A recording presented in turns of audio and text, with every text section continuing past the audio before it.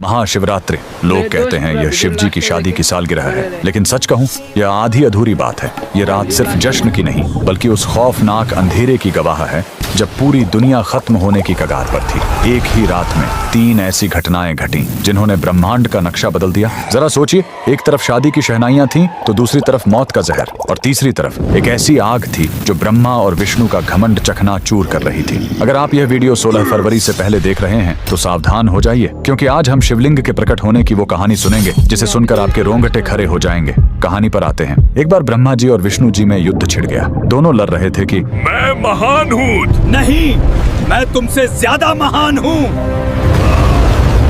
उनका यह घमंड जब दुनिया का संतुलन बिगाड़ने लगा, तब अचानक उनके बीच एक विशाल अनंत अग्नि स्तंभ प्रकट हुआ। वह आग का एक ऐसा खंभा था जिसका न कोई शुरुआत था न अंत। उस स्तंभ से एक भारी आवाज आई, जो मेरे आखिरी सिरे को खोज लेगा वही महान होगा।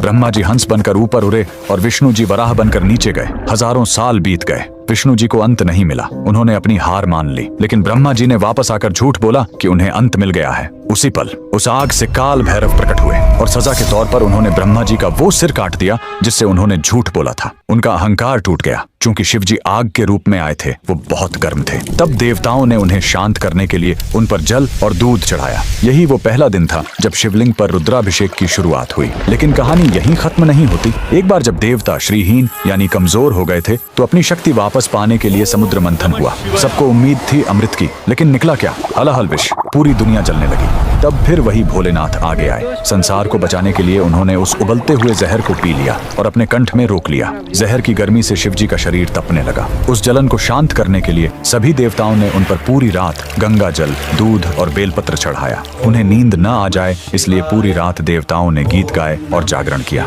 यही वजह है कि महाशिवरात्रि पर हम पूरी रात जागते हैं। लेकिन रुको, यह रात इतनी डरावनी भी नहीं है। इसी रात प्रेम की जीत भी हुई थी। जब माता सती ने अपने प्राण त्यागे थे तो शिव जी पूरी तरह टूट गए थे। वो वैरागी बन गए, दुनिया छोड़कर समाधि में चले गए। तब माता सती ने पार्वती के रूप में जन्म लिया। उन्होंने हजारों साल तक कठोर तपस्या की, सिर्फ अपने शिव को वापस पाने के लिए। आखिरकार भोलेनाथ पिघले। इसी महाशिवरात्रि की रात वो वैरागी फिर से दूल्हा बना और शिव शक्ति का मिलन हुआ। तो इस 16 फरवरी जब आप शिवलिंग पर लौटा भर जल चढ़ाएं तो याद रखिएगा, आप उस आग को शांत कर रहे हैं और उस जहर के दर्द को कम कर रहे हैं। कमेंट में लिखें हर हर महादेव।